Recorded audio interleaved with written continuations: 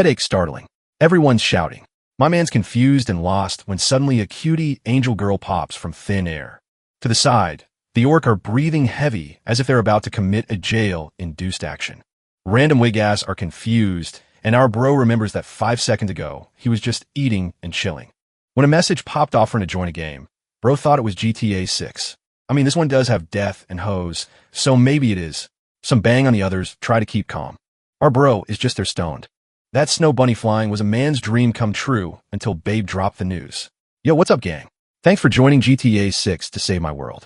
But unfortunately, the game's too hyped up, so only some of you all can join. Here you can find basic equipment and survival items. No more bloods and crypts. Here is knights and wizards for you to choose. With that, our bro chooses a long, thick, sturdy, pointy rod, and the walls began to break. Those orcs that were heavy breathing are banging hard and holy. I would also be scared considering the possibilities are worse than death. Snow Bunny then finishes saying that this place is going to allow that sweet leveling with the famous system window. Random Assess starts shouting for it, and then boom. Li Qiang is our boy and wholly untalented loser. Bro would lose to Sun Jin Woo before solo leveling. My man's asking himself is good or bad 10 strength. That 19 intelligence status is wrong, cause this dumb dude can't even comprehend his spider chart. But hold up, cause we got a trait. Click on that and boom, mind's eye. You can see everyone's talents and status. Basically snitch maxing. And with that it begins. The snitcher on everyone else starts to happen. You then see that some people has an overall rating, even saying that it's average but better than the trash.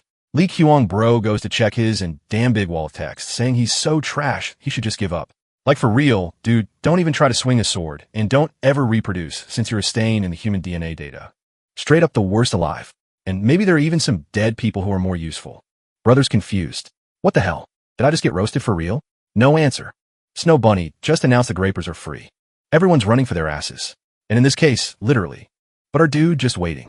Not because he wants to connect with the orc race, but because he's scanning around him. And yeah, he found it. A dude well composed and focused, telling everyone to stay calm and grab their weapons. But more importantly, a nice meat shield wiggo with 30 endurance. Thanks, bro. You're gonna take one for the team. Orcs rush, and the first kiss to the neck is given. Then the 19 intelligence shines with our bro running towards Meat Shield and saying, take the lead, and I will help you from the side, dude. Dude starts glazing him, saying he looks shaken, but is back on his feet fast when a big, drewy green mouth comes flying at them, but gets slapped across the face. Our boy took the distraction Meat Shield, made to hit it clean and run, and he's confident that he found a way to survive this. More big-eared goblins come flying like Dumbo, but they're all getting served with clean strikes on their faces. And when bra's at risk, Meat Shield jumps in to intervene and the bromance starts flourishing. They jolted across the battlefield and saw the portal on the other side. That's it. Easy escape, right? No, because there's screaming of help coming from behind. He looks back and sees the dude becoming a Feastables in the 8-year-old goblin's hands. But he's cold stone and is not going to risk his life for this lunch bag, right? Wrong, because there goes the idiot. Wait, my man just stole the dude's bag. Holy, I joked about GTA 6, but this wigga is straight up a white CJ. Bro couldn't believe he was about to die to goblins and still got robbed at the last breath by a human. If the bag secured, we're having sliding feet across the dungeon, my man. Bromance couldn't believe the robbery, but no options. We gotta keep the motion. Look at this guy just stone cold incredulous, not even feeling the pain of having his head turned into popsicle.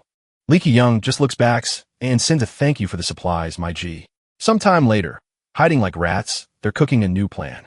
Our bro can't believe Meat Shield is actually so pathetic, and them explains the obvious. This here like a game, my man. Kill big boss, gain big level. We gotta become stronger to survive. And I think robbery is the way. I'm lying. He didn't say exactly that, but suddenly a big OAI appeared, staring at them like me, looking at thick thighs. The duo was shocked, but noted that the monster wasn't attacking. The talent clutch shows the creature has very bad eyesight and intelligence. With that, he signals for 5 IQ to stay quiet and grabs the thick stick. Brother's scared, saying they can't kill that, but our MC just darts like an arrow and stabs it clean in the Cyclops' eye. Meat Shield is terrified. This skinny boy goes on a crazy rampage with hundreds of stabs until the monster dies. And with that, strength goes to 11 and he smiles. Drenched in sweat and exhausted, Bromance dude is staring like he just saw his first crush. But hold up, it gets much worse. He puts his hand on the dude's shoulders and thinks, I'll be sucking you dry down to your bones. Bro, I don't know what to say. If a hot girl said that, I'd have to change boxers. And our MC is just out here throwing this at us. I'm just going to pretend it didn't happen. Bromance then says his name is Park Do, but RG now tells him to do whatever he wants. Then all of a sudden pulls a knife and starts cutting and measuring some stuff. What? He built a scarf that adds +1 endurance out of nowhere. And Bromance is all emotional, while our bro thinks his shield gotta be sturdy. After this warm exchange of words, and maybe more, it's time to get back on the streets.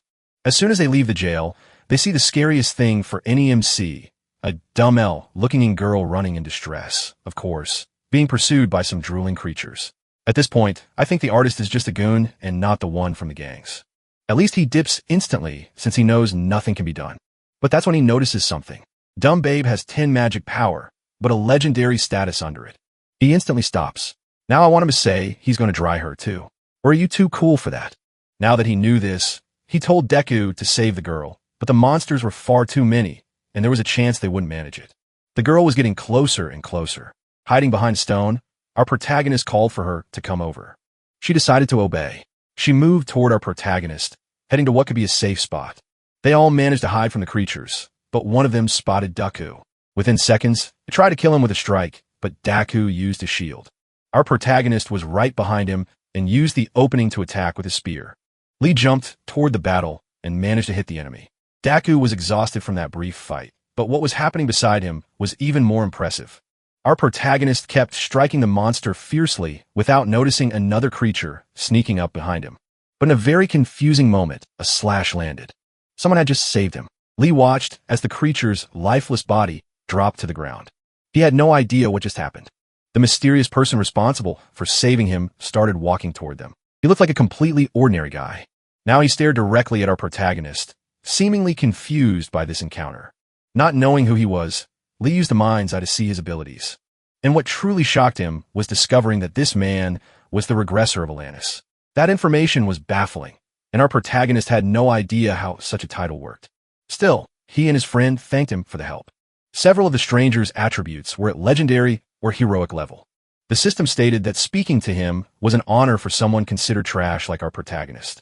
After seeing all those attributes, Lee was completely stunned.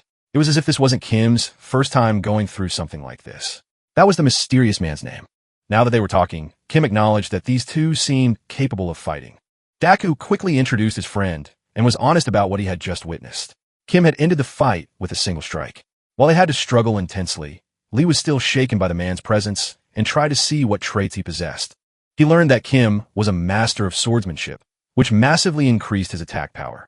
It was so overwhelmingly good that our protagonist began to feel jealous. Kim, on the other hand, remained completely calm. Lee noticed Kim's expression and even wondered if he had sensed his status being read. While they continued getting to know one another, the girl remained hidden. Introducing himself formally, our protagonist thanked Kim for the help, trying to appear very polite to make a good impression. Kim said he was currently gathering survivors and already had a camp set up for that.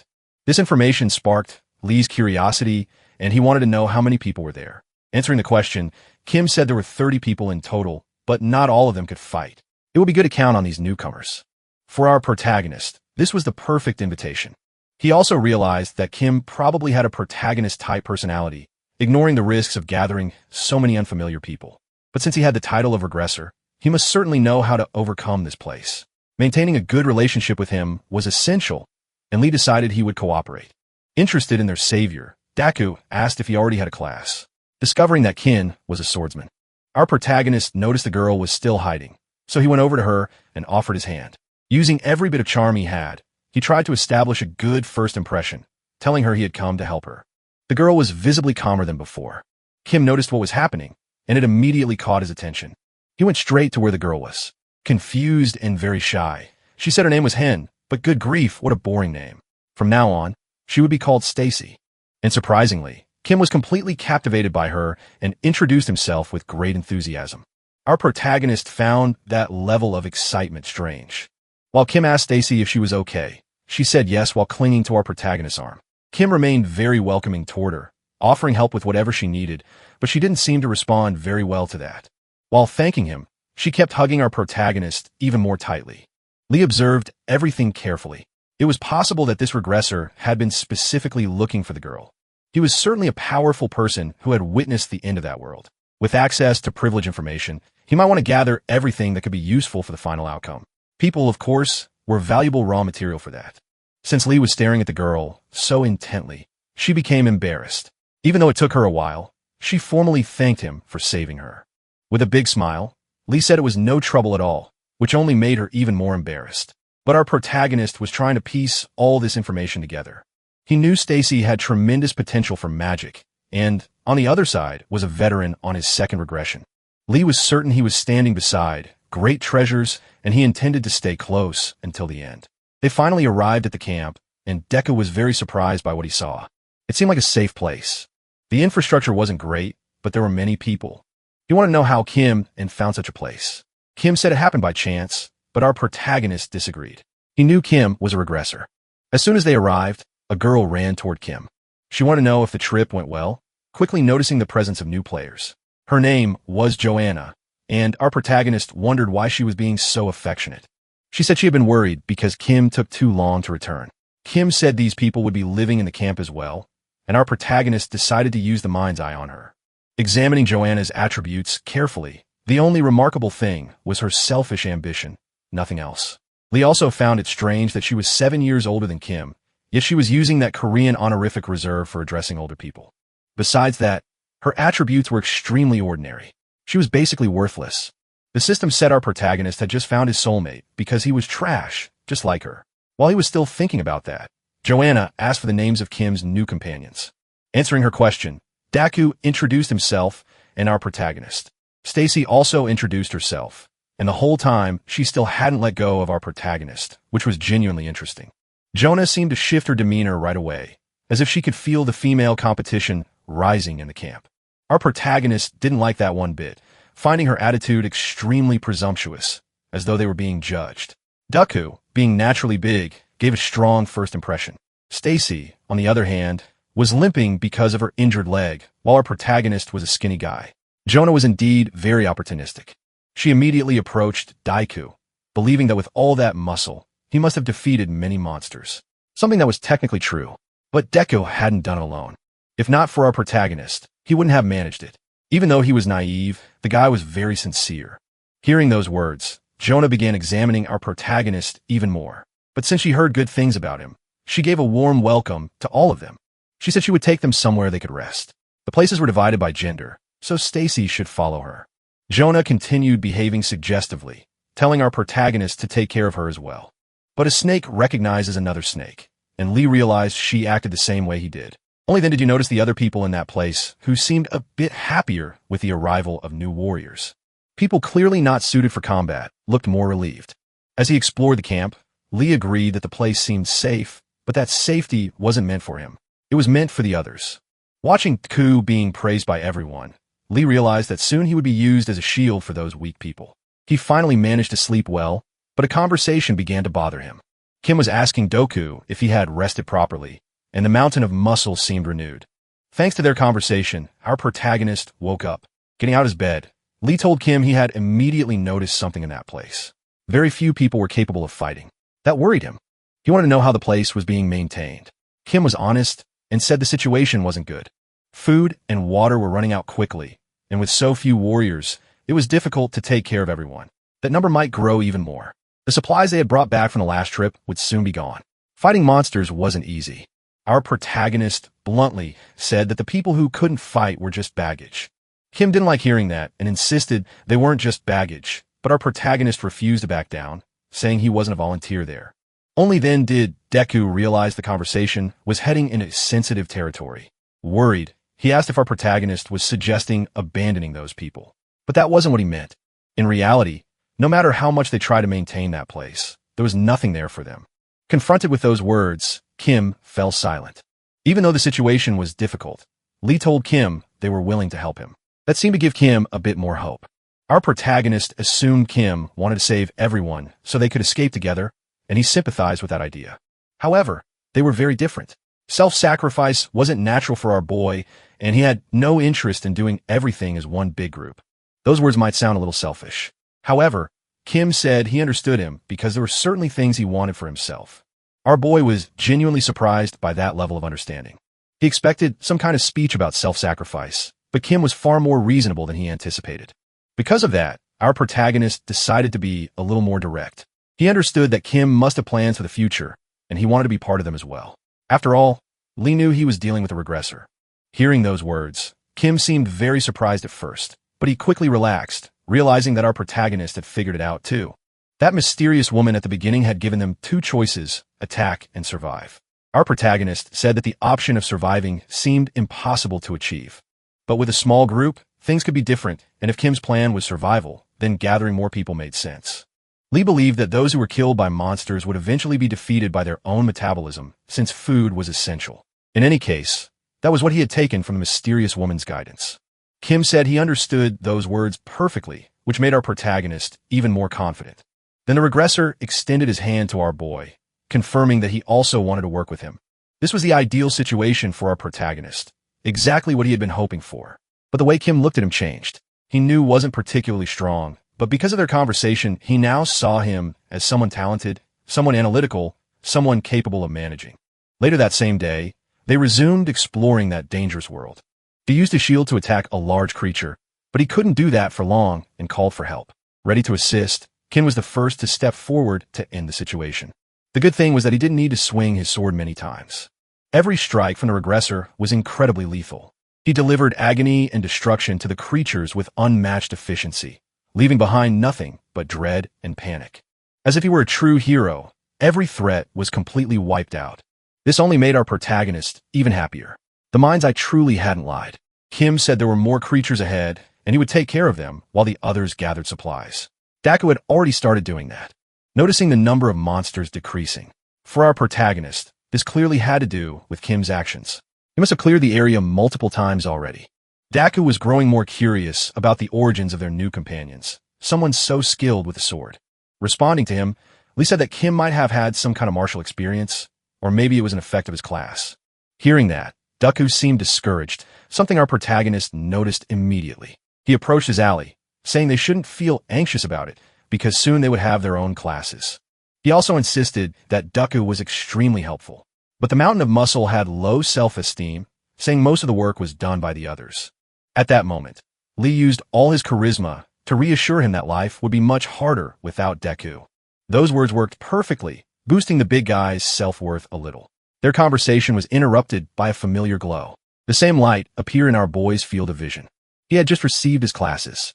Among them was a rare category commander that made our protagonist extremely happy because the class had appeared sooner than he expected, and its rare status caught his attention immediately. This made Lee start thinking about how each option could be used. The warrior class was common. He would fight on the front lines, adapt easily, and had potential for evolution. The archer class was also common, could evolve, and focused on agility. The mage class would increase his mana a little. Considering those possibilities, our boy liked the idea of not needing to stay so close to direct combat. But what really caught his attention was the commander class. It didn't have any battle skills. It would increase his intelligence by 1 point, and the system said the classes unlocked through it were unknown. He wondered how advantageous it could be to have a broader view of the battlefield. Kim, who had just returned, noticed his companions were choosing their classes. Our protagonist told him which options had appeared for him, including the commander class. Kim seemed surprised at that news, and his reaction left our protagonist confused. He had thought the class might be good, but now he wasn't sure if it was some kind of trap. Daku, however, loved the idea, saying the class suited his friend perfectly. He hadn't said it aloud before, but he believed that class was tailor-made for him, someone who had a natural inclination to lead. Kim was considering the attribute gains for that class. It wasn't as advantageous as the others, which provided 3 points. It seemed Kim wanted our boy to choose something else, while Daku strongly disagreed. For the regressor, our boy should choose the archer class. Daku, on the other hand, couldn't wait to be led by his commander. Now, the two were arguing about it. Kim wanted an archer for the team, while Daku wanted our protagonist in command. Their argument kept escalating, while Lee simply watched as his friends became more and more intense. The truth was that he still didn't know what to choose, and their reactions only confused him further. But after reading the descriptions of all those classes, it seemed he had reached his own conclusion. After all, he needed to choose the most efficient path, and he finally selected the class that best contributed to that. His body went through an instant change. The decision had been made, and his companions noticed right away. They wanted to know immediately what he had chosen. They seemed more excited about it than he was. His companions waited anxiously for his answer, knowing this decision was crucial for the team. Lee was ready to reveal the truth, surprising everyone, including me. He'd had chosen the mage profession. This completely crushed Daioku's excitement since he had imagined being led by his commander friend. Upon hearing the news, Kim wanted to know the reasoning behind our protagonist choice. Lee's answer was simple. He followed his intuition. He also noticed Kim's disappointment that he wasn't an archer. Being an archer didn't suit him. He wasn't good with motor coordination. He also wouldn't choose commander since its attribute growth was too small. That left only the mage option, which would increase his intelligence stat, which was already high. Not to mention that his mana would rise as well, a stat that was still completely unknown to him. Since he chose the mage class, he would now absorb basic magical knowledge. All of this appeared in his mind, the feeling of knowledge forming and the presence of mana. When he looked at his status window, he saw basic magic knowledge and his new mana points to the system. He was still terrible, but now he was trash that could at least feel mana, making it clear that he shouldn't expect much from that choice since his potential was still non-existent. But for our protagonist, that was better than nothing, and his new abilities would soon become useful. Seeing Dew's disappointment, our boy asked if he had already chosen his own class. The system had offered him the squire class and the priest class, but he had no idea which one to choose, which was surprising. For Kim, our protagonist, there was no doubt he should become a squire. Apparently, Deku had actually considered the other option, but his companions insisted he should choose squire. He finally made his decision. Our protagonist was eager to know the result. Deku proudly lifted his shield. Following our protagonist's advice, he had chosen the most useful class. Lee became extremely excited about this, praising his friend's decision. While thinking to himself that now he had a real meat shield, after the class selection, Kim congratulated both of them, reminding them they could return to the camp now. However, he wanted to know how they should divide the food. Taking one of the supply bags, Lee said that 2 bags were more than enough for the 3 of them. It was now Kim's job to take the remaining supplies and feed the rest of the people. Apparently, this noble gesture ended up touching the regressor, who thanked him sincerely. Meanwhile, at the camp, people were still waiting for their return. A girl was worried because she was hungry and the men were taking too long. But Joanna asked her to be patient. Even so, the woman continued complaining about the delay. Joanna offered her some of her own food. Nearby, there was a man who was clearly hungry. Joanna decided to observe him more closely, noticing that he also wanted some of that bread. So, she broke the bread she was holding, giving a piece to the complaining woman and throwing crumbs on the ground for the man who ate but never helped anyone.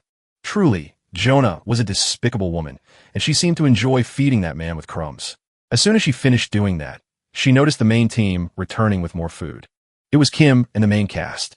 When Jonah saw them arrived, she and the other women gave them a warm reception, showing great enthusiasm at the sight of all that food. But as soon as he returned, Kim said he needed to go back to the forest immediately. A man wearing glasses approached our protagonist, asking for some food. Lee examined him carefully and completely ignored the poor background character's request. Doku immediately came closer, asking whether our boy had no intention of sharing his supplies. And once again, Lee said he wasn't a volunteer worker, but that worried his friend because it could damage their reputation. To leave, the solution was simple. Anyone who was hungry should pick up a sword and look for food. People needed motivation. The one sharing bread with everyone kindly was Joanna, gaining her companion's approval. Our protagonist realized she had taken over camp management in Kim's absence. Her behavior was very typical. In front of someone strong, she pretended to be weak. In front of the weak, she acted strong, becoming the leader whenever the regressor wasn't around. Analyzing that, our boy noticed a group of people approaching. Many of them seemed cheerful while others were working hard. He immediately decided to look into that better. Those carrying stones were working, building defenses for the camp. There were even people who dared complain to these workers, making it clear that if they didn't finish that day's task, they would go hungry. And that made our protagonist very thoughtful. Nasix understood the kind of treatment Stacy had been receiving in that place. Knowing this, he decided to talk with Daiku for a moment. He asked if he still remembered the girl they had met the day before, and the squire said yes. Then our protagonist picked up a supply bag and told Deku to give it to her and to look after the girl as well. That order filled Deku with hope. He said he would obey immediately, believing he might gain some kind of advantage from it. Meanwhile, Stacy continued working hard. Our protagonist, Mui, looked exhausted and very lonely since he and the squire were the only ones who would look after her there. But what Lee truly wanted was the long-term advantage of helping someone with such incredible potential during her moment of vulnerability. It would create a massive debt of gratitude. Following our boy's instructions, Deku headed towards Stacy. But before he reached her, he saw something happening. A man with glasses arrived first. offering her a piece of bread. This was something our protagonist absolutely did not expect, and now he was deeply concerned. He had no idea who that nearsighted background character was. Watching the situation, our boy began burning with anger because he refused to lose someone so valuable for the future. And he understood that it was far too obvious why someone would suddenly act kind in a situation of scarcity like that. If food was running out, there was only one reason the nearsighted man was doing that. Daku noticed what was going on with our protagonist, who simply asked the squire to continue his task. So, he approached Stacy again. At that moment, she was chatting with the nearsighted man about trivial things in the camp.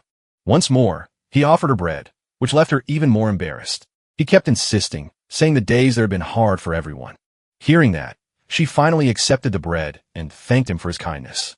As she ate, she started believing that this man was being overly generous. Then she remembered what had happened the previous day when she was saved by our protagonist. That memory made her see him in a romantic way. Every time she thought about him, Stacy became emotional. While eating the bread she got from another man, she found herself wondering what our protagonist was doing at that moment. That was when she realized the nearsighted man wanted to get even closer to her. The poor naive girl thought it was a request for friendship and agreed until she noticed something more direct. The man had placed his hand on hers, looking at her intently, completely ignoring her discomfort. He grabbed her arm. Her fear increased immediately because she didn't know what he was trying to do. That was when he revealed his true intentions. He said she was terrible at noticing what was really happening. He hadn't done that charity for nothing and expected something in return. She should know how to repay a favor. Stacy began to panic. The nearsighted man grabbed her even harder and started threatening her, saying that she needed to cooperate or things would become complicated. Finally, someone arrived to rescue her. And this man warned the nearsighted fool to let go of Stacy immediately or the structural integrity of his face might be compromised. Even with that warning, the nearsighted man chose to ignore the real man standing before him. So, it was time for discipline. Like a bolt of lightning, a strike came down on his forearm. Daku was in no mood for patience, and he made it very clear he could have broken the man's arm if he wanted to. Even injured, the jerk still had time to insult Dooku, who was now grabbing him by the collar. Stacy watched everything closely. Then the jerk was thrown far away, as if he were nothing more than a sack of potatoes. That drew everyone's attention, including Joanna's. The background characters wanted to know what had happened. Our protagonist watched everything with interest while eating one of his breads. In the process, the jerk with glasses hurt his nose and was now whining like a child. Even Daku felt embarrassed. He hadn't even used that much force. But now that the man was being annoying and trying to get everyone's attention, Daku decided to give him real reasons to cry. Though Stacy stalked him, she said she was fine. Nothing serious had happened, and that violence wasn't the answer. Then Joanna decided to get involved too, showing just how foolish she was. She went to help the jerk with glasses. Trying to intimidate Doug, she said violence was forbidden there and demanded to know what happened. Telling the truth, Daku said Stacy had been harassed, and he stopped something worse from happening. That was a serious accusation. John asked if it was true, and the jerk with glasses lied immediately. Of course, he claimed it was all a misunderstanding that he had only touched her hand by accident. That version only made Daku even angrier, ready to correct the jerk on the spot. The man with glasses said he just wanted to get closer to Stacy, claiming she had responded positively, but he misinterpreted her words. Jana then demanded Stacy's version of the story to confirm if it was true. Being watched by everyone, she immediately became embarrassed. Hearing the comments about her, that two men had fought because of her only made her feel worse. She didn't understand why she was being treated as if she were at fault for something she never caused. Only she knew she had been a victim. She realized that place was just like Earth. No one stood by her side. With tears in her eyes, the girl ended up confirming the jerk's story. But then she explained that afterward, he held her hand tightly and said things that scared her. Because she was emotional. Joanna didn't understand most of those words, but she grasped one important part. The man with glasses tried to get close to her, and Stacy agreed to it, which scared her. She revealed she didn't understand what that jerk's intentions were, and that's why she was apologizing now. But those words weren't enough for Joanna. She said crying wouldn't solve anything. She thanked Deku for stepping in, believing Stacy had been in danger, but told him he should have understood the situation better. That only deepened Stacy's shame. Joanna said apologies wouldn't solve the problem, at least not for her, and suggested Stacy apologize to the man with glasses, forcing the victim to apologize to her aggressor.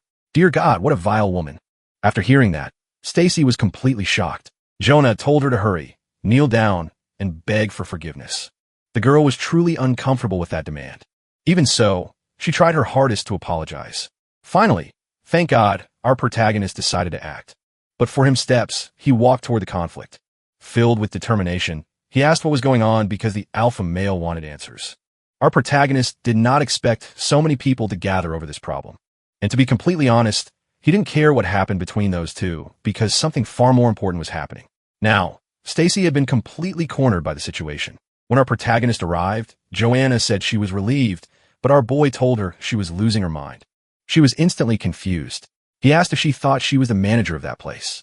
They were making so much noise that monsters could show up, and that made the background characters nervous.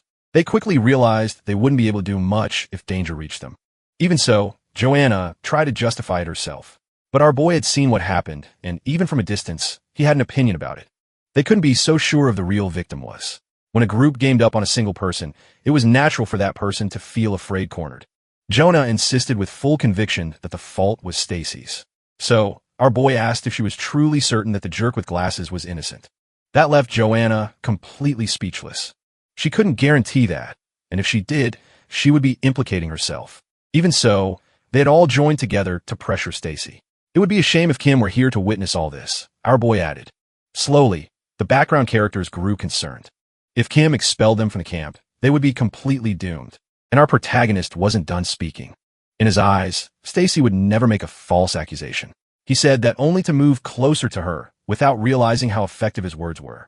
Jonah, still desperate to embarrass herself, insisted that our protagonist didn't know Stacy. Using a flawless counterargument, he asked whether offering friendship was the same thing as inviting someone to share a bed.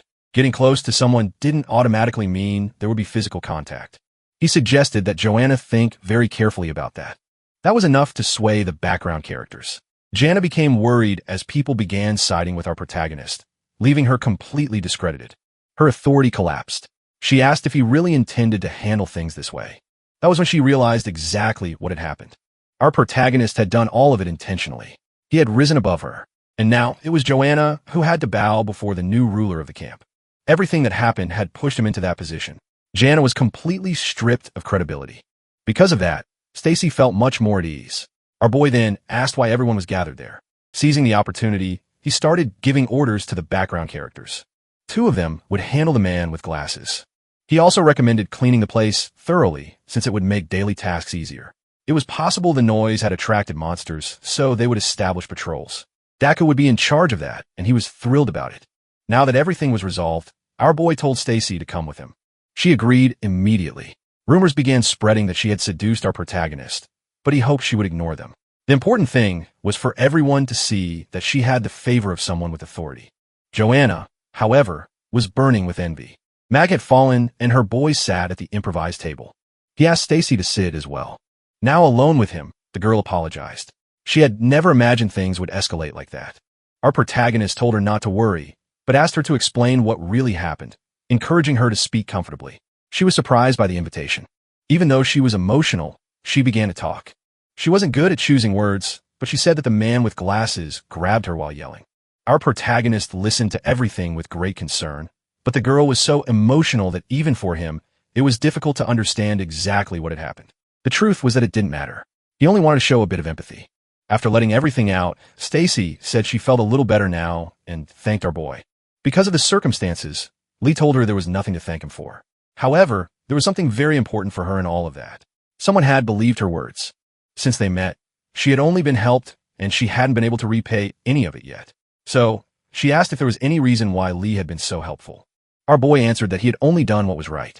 And if there had to be a reason, he said he had a younger sister around her at age and missed her. Every time he looked at Stacy, he remembered good moments. But the truth was that his sister was extremely mediocre, and he did miss her at all. The two weren't alike in the slightest. He had only used that strategy of increased empathy, nothing more. Stacy apologized for making him say something so personal. She said she also had 2 sisters, but barely spoke to them. She shared that her parents were no longer in that world. Our protagonist said they had many similarities. Hearing that made the girl feel a little happier, realizing there was someone else as unhappy as she was in that strange place, not knowing that our protagonist was planning every move. Now raising her affection would be very easy. He told her she could feel comfortable talking to him anytime. That offer made Stacy flustered because she was already starting to grow feelings for him. After calming down, She said she'd understood. That made our protagonist extremely pleased. He then used a mind's eye to examine her status. Until now, Stacy hadn't selected her class. The system said that if she became a mage, she would be far more talented than the trash that was our protagonist. Hearing that, Lee gained a new objective. He needed to make her a mage immediately. While they were talking, someone announced her arrival, asking if she could join the conversation as well. The voice was familiar to both of them. Our protagonist knew this woman would eventually approach him, but it happened sooner than expected. He excused himself from Stacy, saying he needed to speak with this other person. As he left, the two women exchanged a brief glance, and Stacy chose to completely ignore Joanna's presence. Now alone, our protagonist wanted to know what brought Joanna there. She said she wanted to apologize for causing such a commotion. He accepted it easily, saying he also should apologize because he reacted too intensely. To our boy, this woman would slow things down a bit, but he was willing to hear her out. She said she had thought about the situation, recognized the size of her mistake, and wanted to resolve it. Our protagonist told her to do what her conscience told her to do. After all, she seemed to have been responsible for managing that place from the beginning. He was the one who had overridden her authority. Trana tried saying it wasn't exactly like that, but our boy insisted. He also said it would be best if no situation required his intervention. People like them, who had no talent, needed to lean on politics to have some degree of control and power. Finally, Joanna stood up and sat right beside our protagonist. Being extremely friendly, she began using her physical charm to persuade him, and she intended to use it to the fullest because she had noticed something about him. She liked ambitious people. The more she got to know him, the more she realized he was exactly her type, suggesting they could become much closer from now on. Jana was absolutely sure that our boy only tried to control her earlier to make a good impression in front of Stacy, and she wanted to take Stacy's place. Our protagonist admitted that the two of them were very similar, which filled Joanna with hope. In good grief, I was not expecting this. The two of them started kissing because our protagonist genuinely believed they could work well together. A few days later, a stage had been built in the middle of the camp. Standing on it was the man with glasses apologizing to everyone for what he had done. Everyone in the camp was talking about Jonah's change of opinion, which was why the man with glasses was apologizing now. And the people in this camp loved to gossip. I can't even blame them. It was the only thing those useless folks had to do. They kept inventing rumors about the whole situation. Now, they wanted to know what was so special about Stacy for all that trouble to happen. Our protagonist watched all those rumors carefully. He remembered the conversation he had with Joanna that night, giving her permission to handle the man with glasses, but she needed to inform him immediately if anything strange occurred. John understood that he wanted things resolved quietly with no unnecessary noise, and she would handle it in a way that left Stacy with no choice but to depend even more on him. Joanna also wanted to know what was so interesting about that girl, because our protagonist seemed obsessed with her. That made him uncomfortable since he did not consider himself obsessed. He also said he wouldn't share his intentions with Joanna, and he said that somewhat sharply, making their age difference clearer. Now, our protagonist understood that Joanna had great political intuition. The atmosphere of the camp had changed, and it had been a good move to ally with her. Because of that decision, he had to listen to Stacy crying for several days. Even so, she felt much more at ease thanks to his presence, and he was teaching her some basic magic as well. Keeping up his persona, Lee said he should be the one feeling relieved to have her around. He also realized that learning together was an excellent way to get closer to her. Showing interest, he asked if Stacy still couldn't use basic magic, and she said no. So, our protagonist raised one finger. With a simple chant, he produced a small flame that left Stacy completely astonished. For the past few days, he had also been training with Daku, so they could become more familiar with their classes. Returning to Stacy's lesson, he explained that the image of the flame was important. It was essential for producing fire. But since the girl hadn't progressed at all, it was possible she could only use magic after obtaining her class. He told her she would soon go hunting with him, so she could get more practical experience. That invitation made Stacy very happy, and she promised to do her best. Our protagonist then stood up, ending the theoretical lesson for the day. That was when Stacy said there was something she still couldn't understand. Recently, her mana had increased. Our protagonist pretended to be surprised, but he was genuinely impressed by his growing treasure. Soon, she would obtain a class, and he was eager to see how strong she could become. Using his ability, our protagonist suddenly saw something interesting, something that left him completely speechless. Stacy had already become a mage. This might have happened because she understood the basics of magic, and her growth potential had increased dramatically. Even so, our boy felt confused, unsure of exactly what had happened. Stacy noticed the confusion on his face, and said she still didn't know how to use mana. To our protagonist, this could only be a lie, and he now tried to understand what exactly happened. Now, our protagonist was genuinely worried, imagining that Stacy wasn't being honest. Since his discomfort was clear on his face, he told her he had simply gotten lost in thought. Getting closer again, he asked whether she understood how mana worked. Stacy said she was doing exactly what she had been taught, but it wasn't easy. But our boy knew her status. Things shouldn't be that difficult for her. So, he decided to teach her a bit more, trying to figure out what she was hiding. He suggested she try visualizing fire at her fingertips, and this time, she actually managed to produce a small flame. Her eyes changed briefly. The flame vanished soon after, leaving our boy even more confused. The girl tried to apologize, saying it was very hard, but to our protagonist, it was obvious she had failed on purpose. She then asked to be taught again. Lee promised he would do so the next day. At that moment, another woman approached. I don't know if this citizen will matter in the long run, so I'll just call her the Ditz, because she has a very ditzy face. She asked whether our protagonist had a moment. This poor girl helped Joanna with camp matters, and since Joanna was an ally, Lee had to talk with the Ditz often.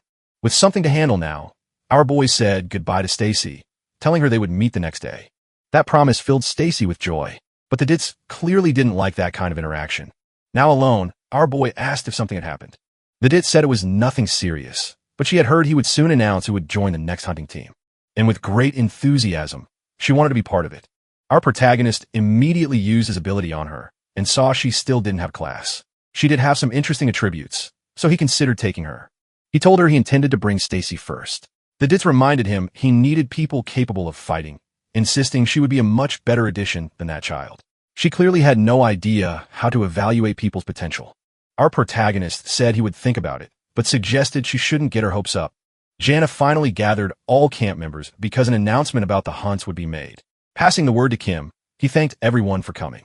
Surviving in that place was becoming very difficult, so they would begin taking people who wanted to learn how to fight. Stacy stood toward the back of the group, listening to the rumors about her, that she was receiving favoritism. She didn't like that kind of talk, and remembering the moments she spent close to our protagonist made her heart race. He was the only person she could trust in that place. Lying to him felt awful, but she was doing it only to get more of his attention, hoping it would happen when they were alone. Her presence startled the Ditz as she passed by, though she hadn't seen Stacy. She said Stacy was very weird, and she didn't like the way she approached our protagonist. Stacy tried to explain herself, but the Ditz said she had a stupid L-looking face and seemed like an idiot. And just from looking at Stacy, she could tell she liked Lee. That statement made Stacy extremely uncomfortable. But for heaven's sake, it was obvious even to the rocks on the ground, let alone the people around. Trying to get into Stacy's head, the clueless girl asked if she really believed our protagonist cared about her. She said Stacy would be on the hunting team by pure luck and must be delusional if she imagined any kind of relationship with Lee. She was definitely nothing more than a stupid brat. The Ditz began bribing, saying she knew how to read people. Someone with our protagonist profile didn't trust others and would easily discard useless individuals. We people like Stacy would soon be thrown away because Lee would eventually get tired of her. Stacy tried not to believe those words, but the Ditz's psychological attack was extremely effective. She insisted that Stacy would be discarded like a useless tool, and she was certain this had already happened to Stacy before. Someone as ineffective as Stacy must have been thrown aside many times. Stacy immediately remembered her past life, and she depended on her older sisters, who hated being responsible for her. The Ditz assured her that soon she would no longer receive any attention from our protagonist, saying she would be a much better addition because she wasn't as stupid as Stacy. While they were talking, both of their names were announced as members of the hunting team, which made the Ditz very happy. Her request had been granted. She told Stacy not to get in her way because she only dragged others down. Finally walking off, she left behind a Stacy whose mind had been completely shattered. For heaven's sake, this poor girl's mind is like an open door for anyone with bad intentions. She makes it way too easy. All she could do now was cling to the hope that our protagonist wasn't that kind of person. Poor thing. Yayan also promised they would hunt together and keep training together. Stacy loved receiving that kind of attention and was already beginning to see our protagonist as part of her family. She even acknowledged that she might be stupid and slow to learn, but she was certain of one thing. Someone as wonderful as our protagonist who genuinely cared for her. And yet, the Ditz had gone to her just to say horrible lies. She desperately hoped our boy wouldn't be swayed by such poison. She didn't want to be discarded by him, but giving into her intrusive thoughts, Stacy was being consumed by fear. She truly believed that right at that moment, the Ditz was poisoning our protagonist's mind. It left her completely frantic. She genuinely believed a conspiracy was taking shape. She was hearing voices.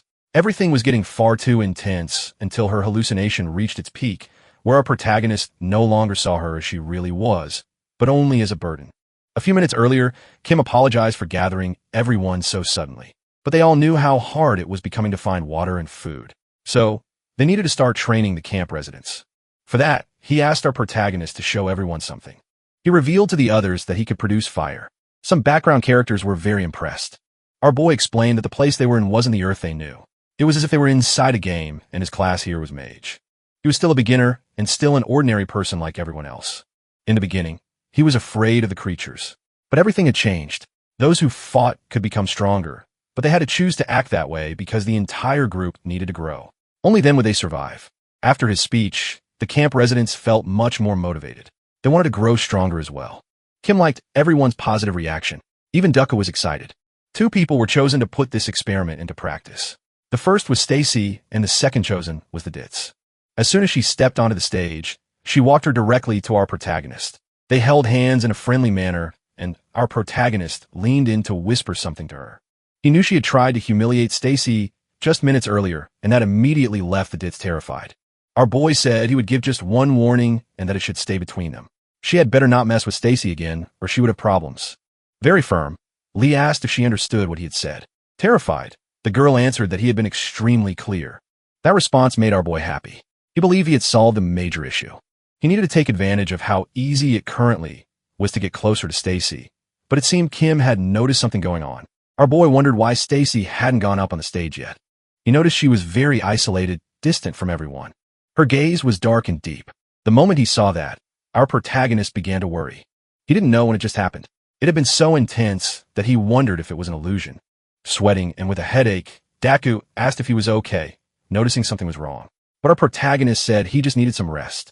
His friend encouraged him to do that, reminding him that the next day would be the hunting expedition and he needed to be prepared. At that moment, Stacy found a small opportunity. She managed to meet his eyes, and immediately she felt much better. Seeing that, Lee waved back, although he couldn't shake the feeling that something was wrong. Beside him on the stage was the Ditz who didn't like what had happened. She hated being intimidated by our protagonist. Because of what she had done earlier, she was now on our boy's blacklist, and she knew her situation had become much worse. She had spent a long time flattering Joanna to reach the position she had now, and it might have backfired. While she thought about that, Joanna approached her, saying she hoped she would perform well in the next day's expedition and suggesting she take care of our protagonist. But the Ditz felt like an animal being instructed and didn't want to follow that kind of command. Jonah reminded her that she was that kind of person, someone who flattered others for protection. There was nothing wrong with getting close to those who were skilled, especially for safety. But the problem was that the Ditz had ruined everything before it even started. Now she stared at our protagonist, thinking of ways to approach him. In a short time, he had surpassed Joanna's influence in the camp. He shouldn't be ignored under any circumstances. She now believed her future was at risk and that soon she would be stepped on by the idiot Stacy. All of her efforts would have been meaningless. Worried about her future, the Ditz realized she needed to act. She had to get close to our protagonist if she wanted to survive. The next day, everyone was ready to depart. Kim and Du would be at the front of the group, while the others would provide support from behind. Looking at the newcomers, Kim told them to be cautious since it was their first time joining the hunting team. He gave combat instructions while our protagonist watched Stacy closely try and understand what exactly had happened the previous day. He wasn't sure if it had only been his imagination or if he was missing something important. The girl soon noticed she was being watched and gave him a deeply unsettling smile. Terrified, our boy decided he would observe her very carefully, all while being watched by the Ditz who was trying to figure out how to keep herself safe. When the explanations ended, Kim called everyone to begin the journey. Our protagonist had no idea how frightening this expedition would be. Several creatures were approaching the group. Unfortunately for them, Kim was extremely skilled with a sword and executed brutal movements. They were all holding up well against the attacks. The 2 newcomers were terrified, not knowing what to do. Our protagonist kept ending lives with his own hands. This scene made the Ditz more and more distressed while Stacy's admiration for our boy only grew. Finally, the area was decorated with lifeless bodies.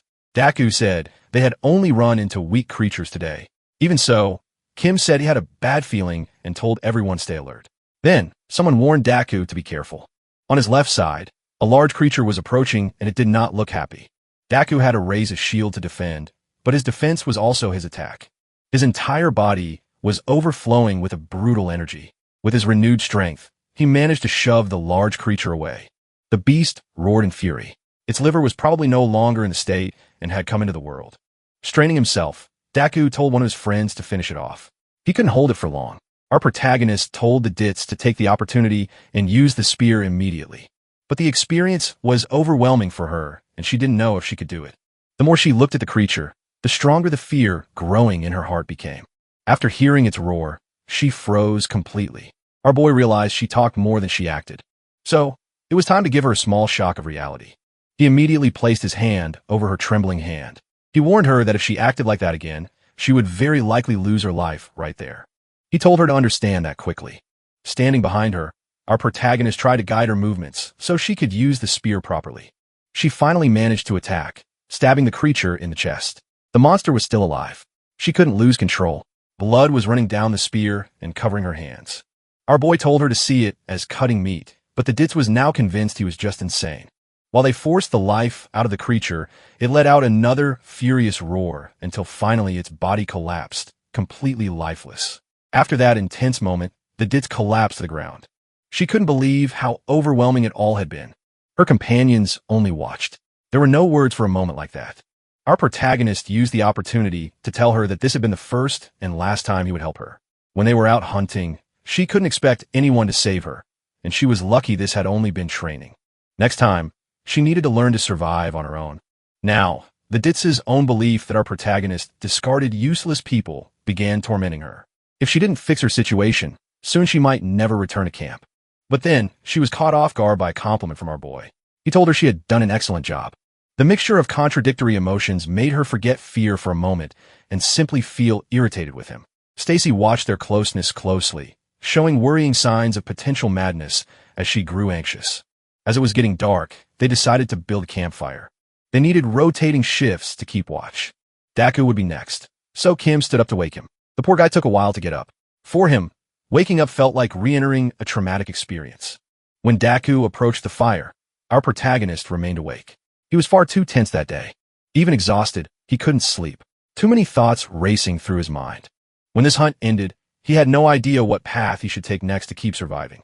Everything was extremely confusing at the moment. He had no idea what continent this was, nor what that announcement at the very beginning truly meant. Thinking about how he ended up in this place was just as absurd. He didn't know what had happened to everything he left behind. Since he was close to a regressor, he wondered if Kim might have more answers. Now, our protagonist wanted to know who Kim really was and what had happened in the past that caused him to return to this life. Eventually, our protagonist managed to close his eyes. But in the middle of the night, he woke again completely disoriented. He didn't know what time it was. His eyes were still very tired, and then he noticed Stacy had approached the Dits. Our boy began paying closer attention. Once again, he saw that dark, unsettling expression on Stacy's face. Seeing it for the second time terrified him. He had no idea what she might be planning. Since he was exhausted, he preferred to believe he was just imagining things. It would be better to forget he had witnessed that, because he was sure Stacy was a good girl and would never do anything wrong. But to his surprise, she approached him. While he tried to fall asleep again, Stacy watched him as if she were completely depraved. She gently ran her fingers through his hair, noticing that he looked even more adorable while sleeping. Possessive and twisted thoughts filled her mind. She thought about him intensely, insisting that she would never allow anyone to take him from her hands. The next day, our protagonist woke up visibly tired. Seeing this, Kim noticed his companion didn't seem well rested, but our protagonist insisted he was fine. There was something else catching his attention within the team. On the surface, Stacy seemed fine, but that feeling from the previous day still haunted him. The Dits was deep in thought as well. Only then did our protagonist realize he might have made Stacy jealous by getting too close to another girl. With everyone gathered, Kim announced they would explore deeper, reaching the limit of what everyone could handle before returning to the resting area. That plan pleased the group, but our protagonist was extremely cautious. It seemed he was the only one aware of the potential ticking time bomb. While walking, he kept a close eye on the Dits. At one point, Himi rocked toward her foot, making her trip. Before she could stumble further, Lee quickly caught her, suggesting she should be more careful. The girl agreed, but found his behavior extremely strange. The truth was that Lee had just conducted an experiment. Looking back, he felt the monstrous aura radiating from Stacy's jealous heart. For heaven's sake, Our boy was getting complicated, too. Sometimes all a guy needs is a jealous, clingy girl to whip him into shape. Apparently feeling that ominous aura, Lee was truly frightened. He had just confirmed his hypothesis. Stacy was burning with jealousy over him. The problem was that this was not the outcome he wanted. He only intended to build a sibling-like relationship with her, nothing more. Now he was trying to figure out where his plan had gone wrong, all while being observed by the Dits. Showing far more perception than most men, the Dits realized she had been used, and she decided she would not allow herself to be belittled within the group. They soon reached a much darker area, likely far more dangerous. Our protagonist began hearing sounds approaching. There might be danger around the next corner. Kim, claiming he was experiencing auditory hallucinations, informed the group they must be getting close. He ended up becoming a bit worried. He felt the presence approaching them, and Doko asked whether it was monsters. Kim said he sensed a weakened magical power, possibly a sign of an incoming attack, but the information was too vague. With a shield in hand, Daku moved forward to investigate what lay ahead. It didn't take long for everyone to be surprised by something. They found a large staircase. It led downward into an underground floor, something none of them expected. Observing it carefully, Kim suggested that something important might be hidden below. Our boy liked how Kim handled himself and planned to keep paying close attention to everything. He said they were almost at the tutorial dungeon. They needed to plan a strategy. Toku said they just needed to find the enemies, and Kim liked that idea. However, it would be better to return there in the next expedition. That would be their limit for now.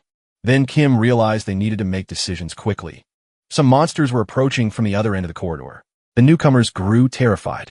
Meanwhile, the Dits prepared to take advantage of the situation as much as she could.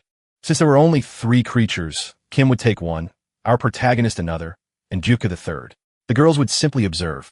With everything planned, they advanced to attack. Daku hurled his shield violently, hitting one monster square in the chest. The other 2 didn't appreciate that, and rushed forward to counterattack. Being incredibly strong, Deku managed to hold back 2 monsters at once. Meanwhile, our protagonist began casting a spell, forming a large mass of flames. He then unleashed a deadly attack on his designated target, and Kim, as always, overwhelmed his opponent from behind with precise lethal strikes. Only one creature remained alive, and Deku was already pushing it back with a shield. Since it was the last enemy, Kim immediately called the girls forward. Hearing her name, Stacy felt confused. Our protagonist looked back. The Dits was no longer there. Stacy said her companion had been right behind her seconds ago, but now she had vanished. Concerned, Kim suggested searching for her, but our protagonist had said they needed to focus on the mission, believing the Dits would show up soon. At that moment, someone attacked the creature's head. It wasn't anyone assigned to finish it off, and the attack wasn't strong enough to kill the monster, only to enrage it further. Daku was the first to suffer because of that, getting kicked away by the creature. While our protagonist worried about his friend, he nearly got devoured. From the corner of his eye, he could see what was about to happen. At the last moment, Kim appeared to save the day and remove the monster's head. Finally, the danger was over. But immediately after, an intense scream echoed. It was the Dits apologizing to everyone. She claimed she had fallen while trying to follow them, and was shocked by what had happened. For some reason, everyone staring at her was speechless. She insisted she had only been trying to help, but didn't know how to throw her spear properly. Terror filled our protagonist's eyes. Because of this woman's idiocy, her scream was going to attract more monsters to the area. Realizing how dangerous the situation had become, they needed to retreat immediately. In the middle of the confusion, Stacy sensed danger approaching. She simply watched as her companions panicked. The truth was that the Dits had done everything on purpose. She wanted to sabotage the group. She hated the way our protagonist behaved, as if he were the king of the camp. Now he risked falling behind and not making it out alive. As they began to flee, Lee told Stacy to hurry as well. But the girl seemed lost in her own thoughts. As the situation grew more complicated, our protagonist tried to hurry his companions. Several creatures were coming straight toward them. Sensing the danger, Kim decided who would act as bait while the others attempted to return to shelter. At that same moment, our protagonist noticed Stacy looked strangely apathetic. In fact, he saw that both Curdles were standing still, doing absolutely nothing, so he told them to start running. Even then, Stacy didn't seem to grasp the urgency of the situation, and right away, she saw the Dits smirking at her on purpose. Finally, everyone began to flee while the great swordsman stayed behind to ensure their safety. Our protagonist was already regretting having brought the Dits. She really was useless. But thanks to Juku and Stacy, they still had a chance at surviving. Falling slightly behind, our boy decided to use some of his flames to calm the situation. He needed intense concentration, but Doka was completely impressed by every little gesture our protagonist made. The fireball was finally ready. He launched it toward the creatures closing in. The blast consumed one of them entirely. A precise hit. Dakoku praised him loudly. Only then did they realize they were completely alone. The girls were nowhere to be found. Our protagonist immediately grew worried again. Where the girls should have been, there was no one. Feeling responsible for them, he tried to imagine where those fools might have gone. At least the threat had passed for now. They needed to think of a way to solve this. What truly worried Lee was Stacy's situation. She was the last person who should have gotten lost there. He suggested retracing their steps. Maybe they would find the girls that way. They weren't sure exactly where they had separated, but Deka believed they had all been together right before the attack. Things grew stranger and stranger. Deka might be a bit slow, but it was bizarre for two people to vanish simultaneously. Something had definitely happened. Remembering the sinister image of Stacy from the previous night, our boy became genuinely anxious. In that corridor, he saw a dark energy manifest. It terrified him. Calling out to Daioku, he told him to keep moving forward. He would go into that corridor. It seemed only he had seen that energy. Following the trail, he silently prayed it wasn't what he feared. Isolated in that place was the Ditz. She believed she had gotten far enough to shake everyone off. Memorizing the path had been useful, but Stacy was there with her. Stacy believed the Ditz had pretended to fall behind to place our protagonist's life in danger. Hearing Stacy's voice, the Ditz panicked. She didn't understand how she had been followed. She also realized she was inside some kind of energy cell. It had to be magic. She began apologizing desperately, but Stacy said she had no other choice now. Terrified, the Ditz asked what was happening. Ignoring her, Stacy used a blade of wind. At first, the Ditz was overwhelmed with disbelief. Only then did she understand what had happened. Her body no longer had as many legs as before. The pain was truly excruciating. The Ditz was dragging herself across the ground.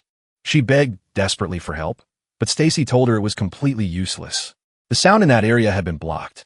Not even monsters could hear her. In despair, the Ditz asked Stacy why she had done this. My intuition had been right. I didn't need to learn this extra's name at all. Now that she was about to become fertilizer, she began apologizing for everything she had done. But that only irritated Stacy even more. Since the Ditz was too noisy, Stacy said she would have to silence her first. While the girl screamed, something formed in front of her lips, preventing her from speaking. Stacy was truly a strong candidate for becoming utterly unhinged. Now, she was letting her sadism pour out, asking the Ditz if she was in pain. It was time to make her feel true suffering. Stacy said she didn't want anyone trying to take the protagonist from her hands. And if that was the case, it would be terrible if the Ditz continued living. So Stacy had to act this way.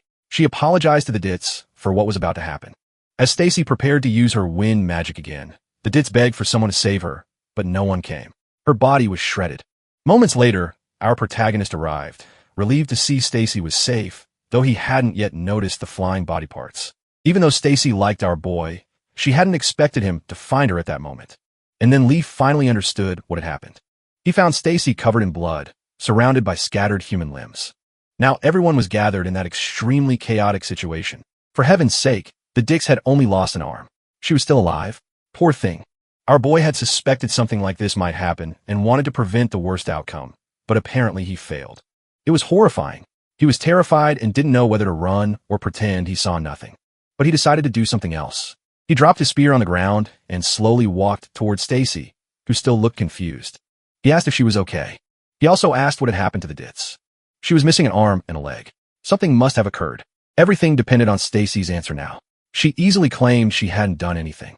Stacy said she couldn't remember everything. When she opened her eyes, she was already separated from the main group. She also realized she was with the Ditz, or at least what was left of her. Our protagonist felt relieved that Stacy hadn't been harmed. That relaxed her a bit. She hugged him in a manipulative, calculated way while glancing at the Ditz mangled body. Our protagonist smiled widely, believing Stacy had made the right choice.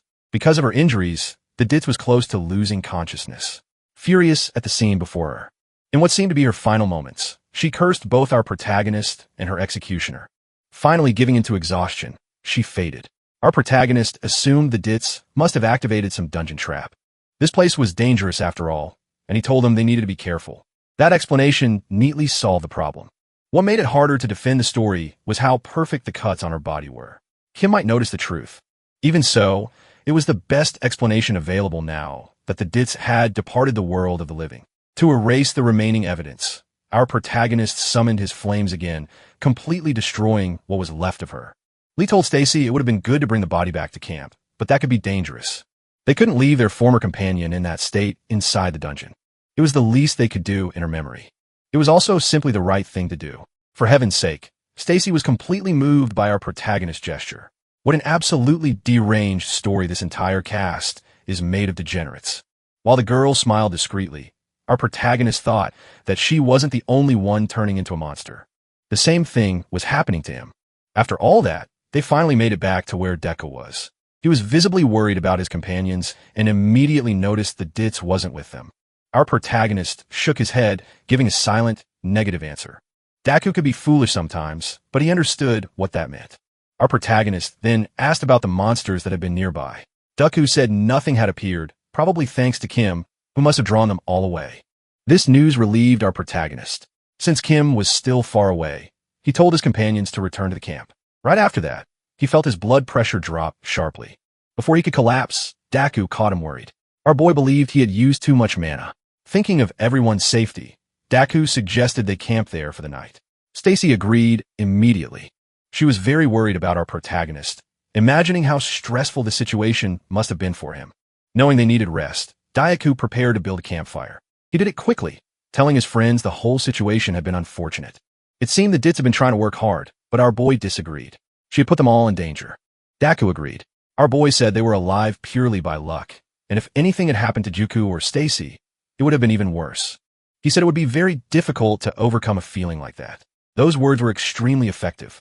His companions were deeply moved. Deku admitted it would also be very hard for him to lose our protagonist. Even though she was moved, Stacy kept silent. Standing up, Deku said he would take perimeter watch since his companion had used too much mana. But our protagonist didn't like this at all. He didn't want to be left alone with Stacy. Before leaving, Deku asked Stacy to take good care of our boy, and she loved receiving that task. Finally, the shield bearer left a patrol, leaving the two completely alone. At first, they stayed silent. Our boy opened his status window. Something caught his attention, his luck points. The system continued to treat him harshly, acknowledging his use of strength and intelligence while still calling him trash. But he noticed his luck had increased by 2 points. Maybe the situation involving Stacy hadn't been entirely negative, and Stacy noticed his attributes had gone up. He asked if the same had happened to her. Stacy said, nothing special. Her magic had increased a bit, but her strength was still low. Our protagonist used the mind's eye to observe her. A phrase caught his attention. I am your biggest fan. He had absolutely no idea of what that meant. Then Stacy began talking as well, wanting to address what had happened earlier. She wanted to know if our protagonist was saddened. Truthfully, he would be lying if he said he felt no guilt at all. Just remembering that expression sent chills down his entire body. However, things were different now. Our protagonist brought his face close to the crazy girl's face, only to hug her, telling her he was relieved nothing had happened to her. Our boy had already decided he would do whatever it took to keep surviving. Those words were more effective than a fire attack against a grass-type Pokemon. Stacy was completely overwhelmed with emotion. But the truth was this. Our protagonist planned to cling to her until the end, even if they both lost whatever humanity they still had. Now our protagonist is truly diving headfirst into this situation. Since things ended up like this, he's going to take advantage of this platonic bond. It'll be easier to keep Stacy within reach. The poor girl is completely hypnotized by his charm. Right at that moment, Deku showed up and apologized for interrupting such an intimate moment. That only made Stacy even more embarrassed, trying to explain that it's not exactly what it looks like. Our protagonist tried to shift the topic, too, saying the squire was making ridiculous assumptions.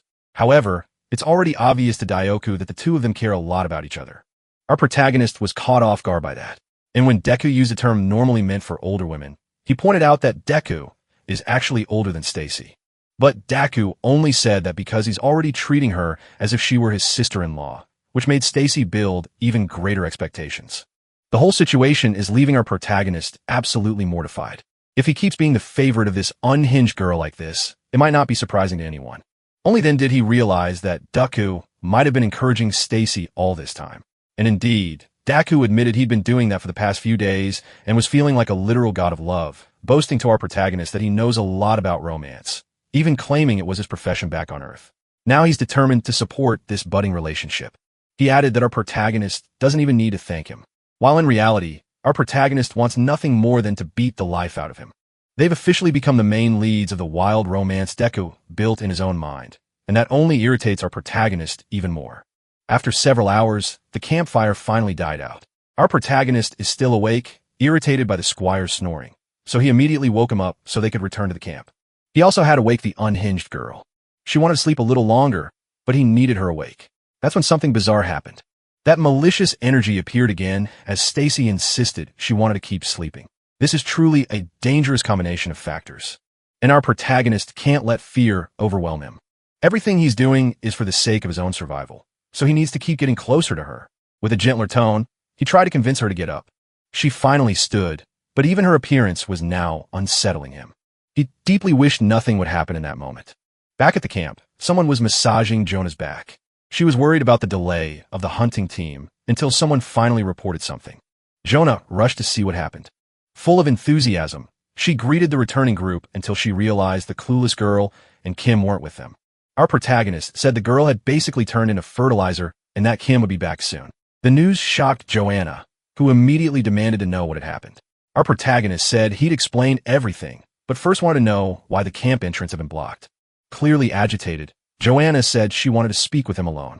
For a brief moment, he and his companions fell silent, and when he looked back, he felt Stacy's malicious energy rising even further. He asked the girl to go inside and wait for him, telling her it would help her feel a little calmer because he needed to handle something important first. Only after that was he finally able to be alone with Joanna. She did not like the way the news had been delivered. It sounded way too simple, and she wanted to know what had truly happened. He said there was nothing he could do. The clueless girl had screamed in the middle of the monsters that put everyone in danger, and they barely survived. Only Stacy knows this is a lie. Still, this version seemed enough for Joanna, who said she did not want to hear details. Now she needed to explain why the entrance had been blocked. The day before, some people had abandoned the place, including the guy with glasses. That immediately worried him. He had already suspected something like that might happen. Their excuse was that they were going to rescue the clueless girl, but he was certain they were planning something else. At that exact moment, some people were approaching the camp entrance. That was why Joanna had decided to block access. Those brutes could attract monsters to the area. The guy with glasses finally returned with the others, and among them was someone our protagonist had never seen before. Jana acted casually, saying that the person who was supposed to die had come back alive, while the one who was supposed to return didn't. But our protagonist stayed focused on the stranger since he had no idea who that person was. A mysterious man with a scar on his face, someone who was giving him chills. Honestly, even I have to agree. This newcomer is huge and looks like he knows exactly what he's doing. Our protagonist told Joanna he didn't know those people and asked how many had left with the guy with glasses. There were 7 in total, but 6 in return. As expected, they lost their lives by acting recklessly outside. Only the guy with glasses survived. Our protagonist decided to use the mind's eye on this strange newcomer. He immediately noticed the man was a potential threat, someone whose tendency leaned toward taking lives. That alone was terrifying enough. And worse, he did it with premeditation, which meant extreme caution was necessary. He told Joanna to call Dooku and Stacy immediately. At first, these newcomers didn't seem hostile, but caution was everything. He was ready to use his flames at any moment, but then the suspicious stranger agreed to him politely, saying it was a pleasure to meet him, introducing himself as Jino. Our protagonist returned the polite gesture, though he was confused. The man seemed friendly. Jino said he had heard good things about him from the guy with glasses, especially that he could use fire magic. He even said he'd love to see it in person. That comment only intensified our protagonist's resentment toward the guy with glasses. He wanted to know what exactly the guy with glasses had said behind his back. Since everything was unfolding normally, they were invited into the camp. Some people felt relieved when they saw he had returned safely. He thanked them for their kindness. While looking around, Jun commented on how big the camp was and how full of survivors it seemed. But to our protagonist, this was yet another suspicious sign. Maybe it was his luck attribute, but he kept feeling he should stay far away from that man. Finally, Deku and Stacy reached him, both clearly frightened. He told them those people were newcomers. But the whole situation left his companions uneasy. Jino keeps acting in that sly way of his, saying he's surprised by such a reception. Our protagonist tells him that the last few days have been a bit tense, so everyone is on edge. Even so, Jino says he understands how they feel, claiming they're very similar. He mentions that he heard about people hunting survivors in that region. Apparently, there's an archer among them as well as someone who fights with a sword. Looking straight at our protagonist, Juno asks if he encountered these people, but it becomes obvious to our boy that they are the ones he's talking about. and Juno is doing all of this on purpose. The tension between the groups keeps rising. Our protagonist notices that Jino is hoping for a fight, and the people behind him are clearly ready to throw down. The same can be said about our boy's companions. Jino feels completely unpredictable. But before something worse could happen, Kim finally arrived at the camp, asking what was going on. That ruined Jino's little setup, leaving him annoyed. Kim walks up to our protagonist, asking who those people are. But all our boy can say for now is how relieved he is that Kim is safe. He explains that the group was brought in by the guy with glasses. Surprising Kim, Jino says he's heard a lot about him and introduces himself politely. Watching all this, our protagonist notices something odd in Kim's reaction. Kim looks like he's holding back anger, as if he already knows exactly who this person is. But from Jino's demeanor, it seems like this is the first time he's meeting Kim. That can only mean one thing. The regressor has already encountered this man in the past, and Jinho may be one of his enemies. There's so much pressure in the air now that our protagonist is getting worried. He moves closer to Kim, pulling him out of that dazed state, making Kim finally greet the stranger. Our boy is sure he's facing someone dangerous. Because of his skill, he can draw two possible conclusions. First, Joe might simply be the type who harms others. Trying to make conversation, Jino asks Kim about his attributes, but Kim refuses. Those are sensitive details. So, Jino keeps complimenting the camp, which leads our protagonist to the second conclusion.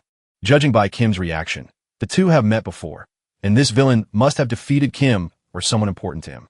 For now, though, Jino continues acting casual, asking if he can stay at the camp as well. He even offers to contribute food, but before he can finish, Kim answers, shocking our protagonist, saying they always welcome survivors. Now, our boy is more confused than ever, unable to figure out Kim's true intention. A bald guy then steps forward to introduce himself to our protagonist, and hearing his name, our boy realizes it's familiar. Staying cautious, he asks Daku to keep watch, but the Yeskiro notices his friend's tension, and our protagonist tells him that if anything happens, he must be called immediately. Understanding the situation, Daku offers to show the newcomers around. Jino seems thrilled with the warm hospitality. Watching Kim, our protagonist, thinks he's trying to keep his enemies close. Even so, it's surprising. The moment Juno saw Kim approach, he hesitated. Our protagonist is convinced this man is a complete degenerate, which ironically means the two of them might have more in common than expected, and it's perfect timing for someone like that to appear. He decided to take advantage of his unusually good luck and approach Kim because there were things he needed to ask.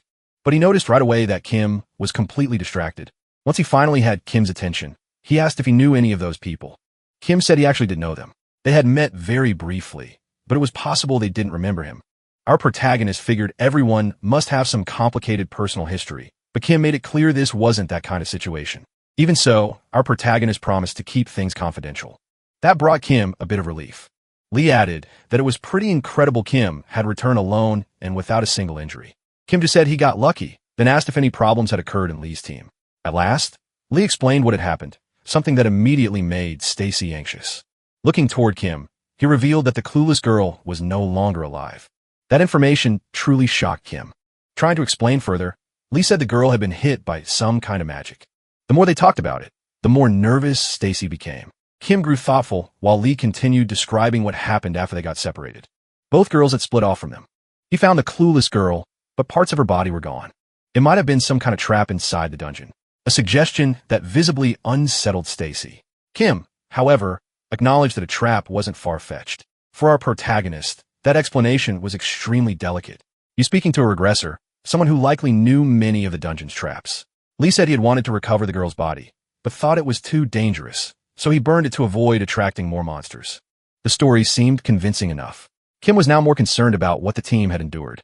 Keeping the narrative as close as possible to the truth was the smartest approach for Lee since their circumstances had drastically changed. Even if Stacy was growing uneasy, a new suspect had conveniently appeared. Lee nearly wanted to thank Jinho for showing up at the perfect moment, because shifting suspicion onto him would be far easier. Jinho was already questionable by nature. Eventually, everyone would judge him. It had been some time since Lee told Kim what happened to the clueless girl. Since then, he hadn't commented directly about Jinho, only mentioning that the newcomer seemed suspicious. Kim needed to reach his own conclusions. For now, Lee simply acted unaware of everything. As expected, Kim was watching him closely and observing the newcomers just as carefully. Now, Lee stayed cautious, waiting for things to unfold naturally. Juno clearly had lost Kim's favor already, which led to the next big issue. how to get rid of him. Sitting at the table, Lee mentioned that their previous return had yielded nothing. While